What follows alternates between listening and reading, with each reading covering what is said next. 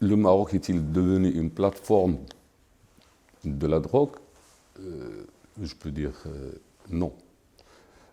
Compte tenu des dernières saisies qui ont été effectuées par les services de sécurité marocains, y compris le Bureau central d'investigation judiciaire, plus précisément les saisies de la drogue dure qui provient de l'Amérique latine, non.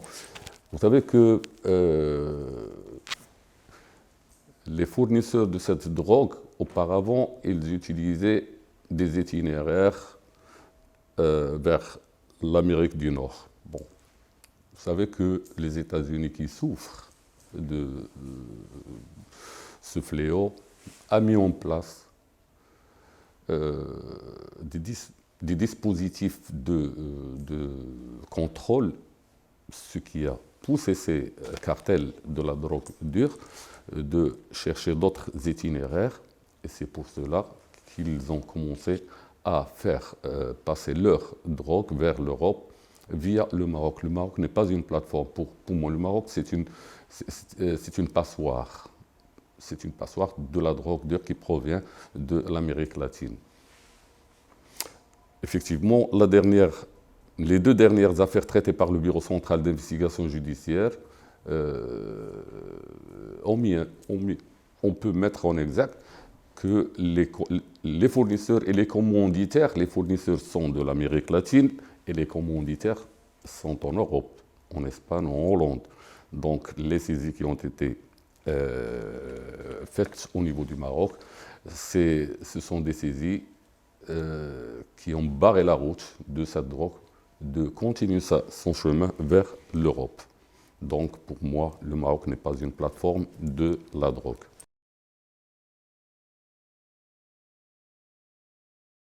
L'état d'alerte des services de sécurité est à son niveau très élevé. Pour nous,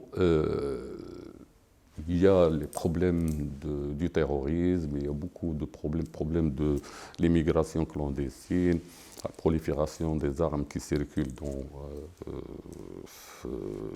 au Sahel. Donc le Maroc a mis un dispositif de contrôle et de sécurité et qui, comme ça, on a pu démanteler des réseaux qui se chargeaient uniquement du transport et de l'acheminement de la drogue qui provient, comme je l'ai dit tout à l'heure, de l'Amérique latine vers l'Europe. C'est dans ce contexte que les services de sécurité ont procédé effectivement à des saisies records. Vous l'avez déjà dit, l'affaire du 2,5 tonnes par le Bureau central d'investigation judiciaire, et plus récemment, c'est-à-dire le mois dernier, les 541 kilos de cocaïne.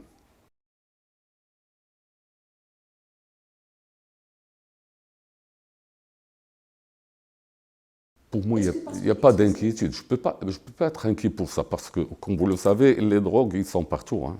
Si vous allez aux États-Unis ou en Australie, il y a des consommateurs de la drogue. Mais pour moi, la drogue dure n'est pas destinée au Maroc. Elle n'est pas destinée au Maroc. Il y a une petite quantité qui circule parmi les personnes qui s'adonnent à ce genre de drogue.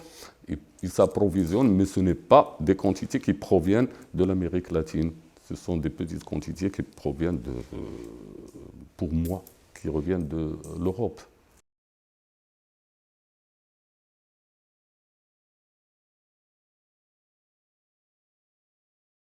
Nous avons des textes de loi qui prévoient des peines très lourdes concernant les réseaux structurés qui s'activent dans le trafic des stupéfiants, que ce soit le trafic de la drogue dure ou le trafic du cannabis.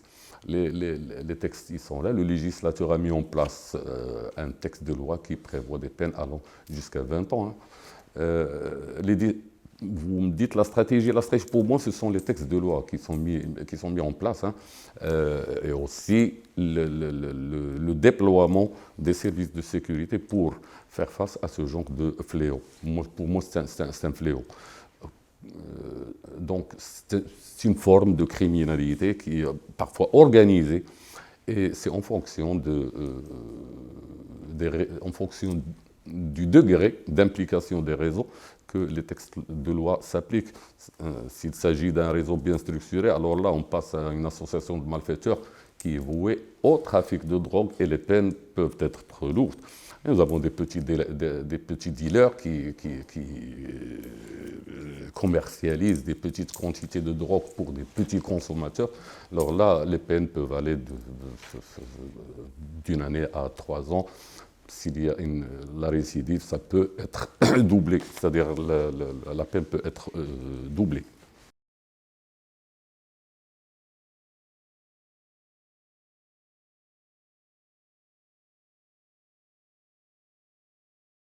Vous savez, le Maroc, il s'inscrit dans une dynamique de coopération avec tous ses partenaires, y compris ses partenaires en Amérique latine, en Amérique du Nord, l'Europe et bien sûr les pays du Golfe et les pays de l'Afrique. Parce que ça, si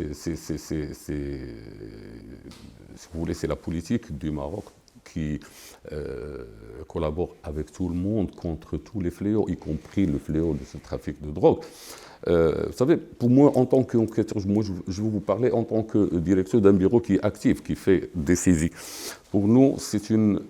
Vous savez que le Bureau central d'investigation judiciaire, c'est l'aile judiciaire d'un service de renseignement. Les renseignements sont recueillis par notre direction auprès de ses collaborateurs et de ses partenaires étrangers, que ce soit européens ou américains ou arabes. Pour moi, un renseignement, c'est le cas même de la dernière saisie de 541 kilos de cocaïne. C'est un renseignement qui a été transmis à notre direction centrale qui, à son tour, l'a transmis au Bureau central d'investigation judiciaire pour judiciariser d'abord cette information. C'est à travers une série d'investigations menées par le Bureau central et plus précisément par la Brigade de la lutte contre le crime organisé, bien sûr, en collaboration avec nos services centraux. On a pu découvrir cette quantité qui était dissimulée dans un conteneur. Et vous avez parlé de la collaboration, de la coopération des services de renseignement. Nous, on fait partie d'une direction qui est chargée du renseignement, vous le savez. Donc les renseignements, ils sont recueillis auprès de notre direction et transmis à notre bureau pour l'action judiciaire, c'est-à-dire pour mener les investigations judiciaires, bien sûr, sous la supervision du parquet général. C'est comme ça qu'on travaille. Alors, s'il y a des ramifications dans d'autres pays, et c'est sûr, parce que dans les affaires de trafic de drogue, ça arrive tout le temps, on tient des réunions avec les pays qui sont concernés, que ce soit la Hollande, ou les Émirats arabes unis, ou les États-Unis, bien sûr, ou les pays de l'Amérique latine, pour voir pour avoir une idée sur les réseaux qui sont fournisseurs, qui sont bien sûr de l'Amérique latine, les réseaux qui se chargent de la supervision de la marchandise jusqu'à son arrivée au stade final, c'est-à-dire à leur commanditaire passant par le Maroc. En général, cette drogue transite par l'Espagne, même si elle est destinée en Hollande ou dans d'autres pays. Donc, tous ces acteurs, tous ces services de renseignement tiennent des réunions après le démantèlement du réseau au Maroc. On est obligé on n'est pas obligé, mais dans un cadre de coopération, de collaboration, on tient des réunions avec nos partenaires pour donner une idée d'abord sur la nature de la drogue saisie, ses ramifications du pays d'origine vers le pays destinataire. Et en même temps, il ne faut pas oublier que l'Interpol intervient aussi parce que l'Interpol a une base de données sur toutes les saisies qui s'opèrent à travers le monde donc, et qui font des études et des analyses des drogues saisies pour justement donner une idée sur les cartels qui s'activent dans ce genre de trafic. Nous n'avons pas eu une implication ou l'implication de binationaux qui sont installés en Arabie Saoudite. Les éléments de l'enquête ne nous permettent pas d'aller chercher. Bon, nous savons que nos binationaux, c'est-à-dire les Marocains qui sont installés plus particulièrement en Espagne et en Hollande, ça s'arrête là parce que ce sont les gens qui sont commanditaires. Vous dites maintenant les Émirats arabes unis, nous n'avons pas à travers les enquêtes que nous avons menées, l'implication de Marocains, c'est-à-dire les personnes qui sont d'origine marocaine, installées en Arabie, aux Émirats arabes unis.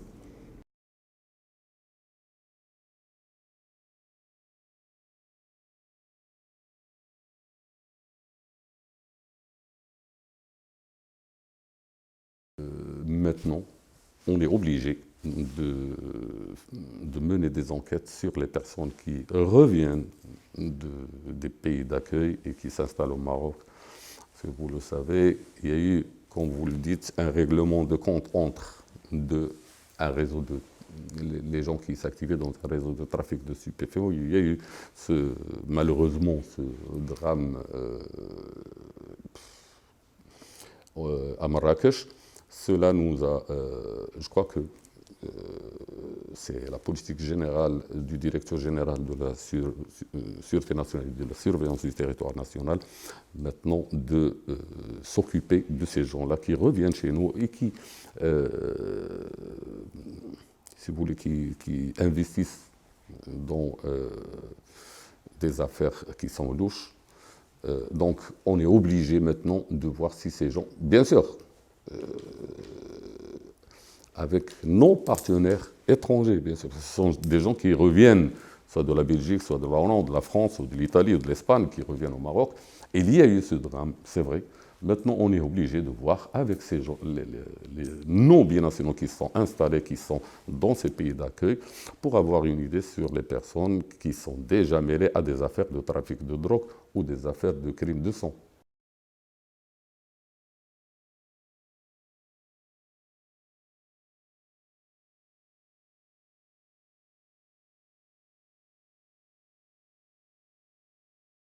Toutes les affaires du trafic de drogue, il y a des personnes qui restent toujours en cavale. Il y a des enquêtes qui se font après le déclenchement de l'affaire. Nous avons pu, justement, dans le cas de cette affaire, je vais vous parler d'abord comment cette affaire a commencé. Vous savez que je vous ai dit tout à l'heure que le bureau central a été informé par la direction générale de la surveillance du territoire national, qui, à son tour, dans un cadre de collaboration avec un service ami, qu'il y avait une opération qui consiste en l'exportation de 541 kg de cocaïne qui provient d'un pays de l'Amérique latine, plus précisément du Brésil, et que la drogue était dissimulée dans un conteneur qui était entreposé en transbordement, c'est-à-dire que le conteneur venait de Santos pour transborder vers un autre pays africain.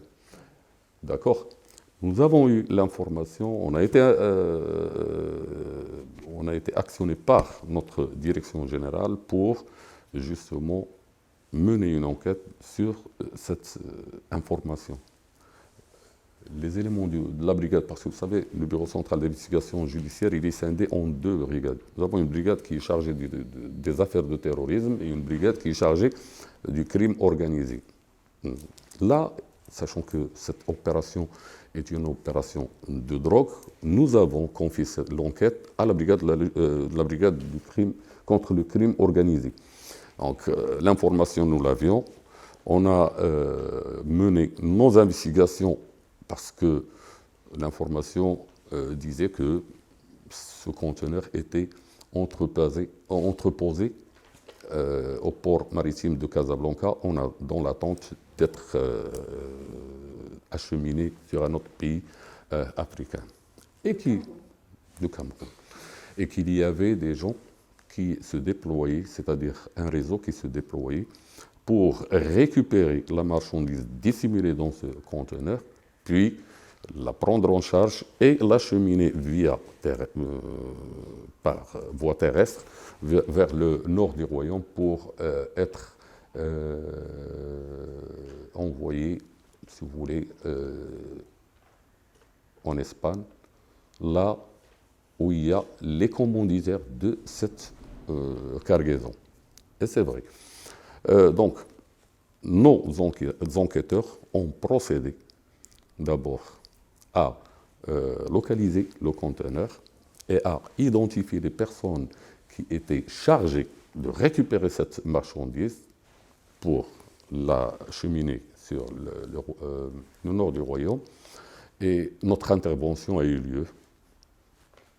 Nous avons récupéré la marchandise, nous avons arrêté les éléments du réseau qui sont tous marocains, qui allaient se charger d'acheminer cette marchandise vers le nord du royaume, et en même temps, la personne qui a été envoyée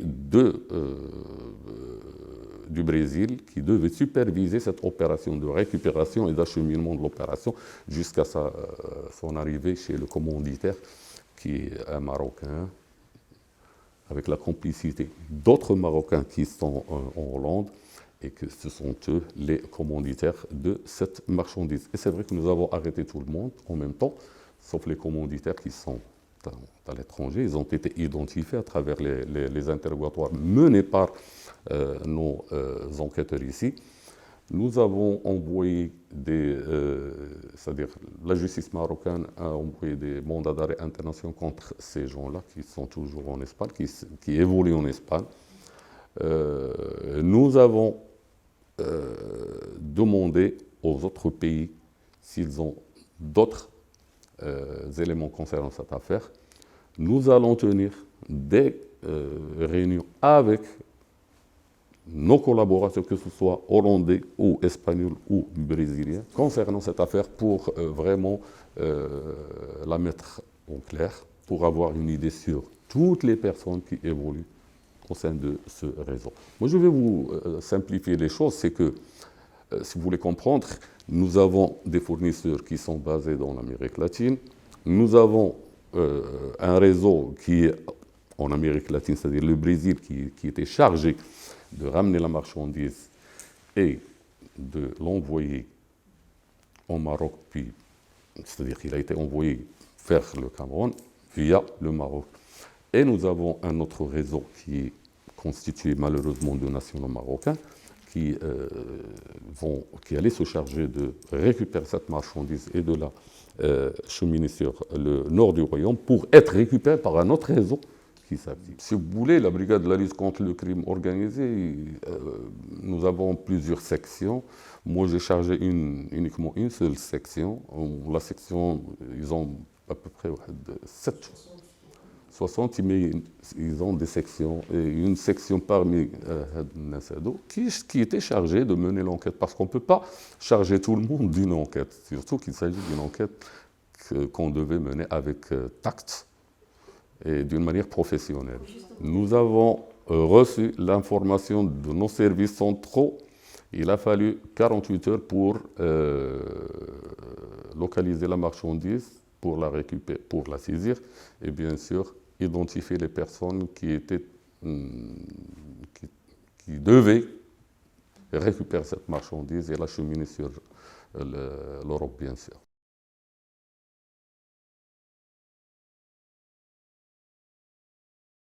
Sincèrement, je crois que le Bureau central d'investigation de l'avance tous les moyens. Si le directeur général, que je remercie, a mis à notre disposition tous les moyens pour mener nos enquêtes à bien. Donc, si vous voulez, il nous manque des choses qui sont d'ordre législatif uniquement, parce que, vous savez, il y a un remaniement des textes de loi, et je crois que le texte, il est là, il va être... je crois qu'il va être promulgué par la Chambre des représentants. Mais concernant logistique, concernant les moyens, Monsieur le directeur général a mis à notre disposition tous les moyens pour... Et d'ailleurs, toutes les affaires que nous avons menées, nous n'avons pas eu ce problème de moyens. On travaille avec les moyens qui sont beaucoup plus professionnels.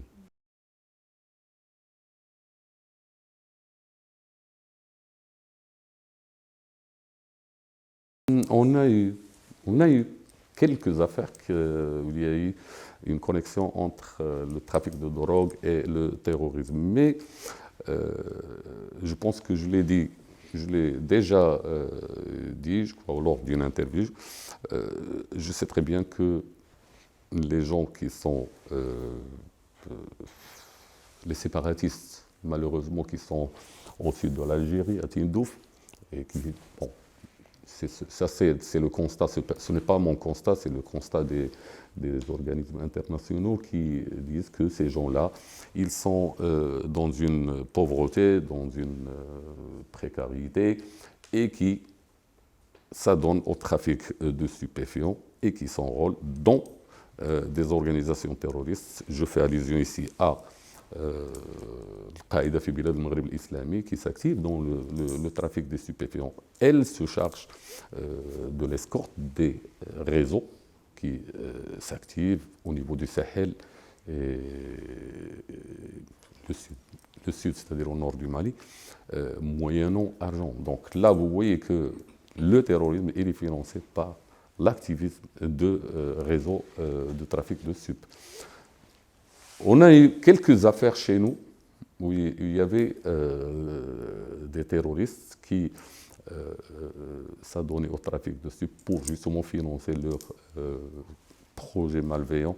Mais on a intervenu à temps parce que nous avons démantelé plusieurs cellules, hein, y compris ces gens-là.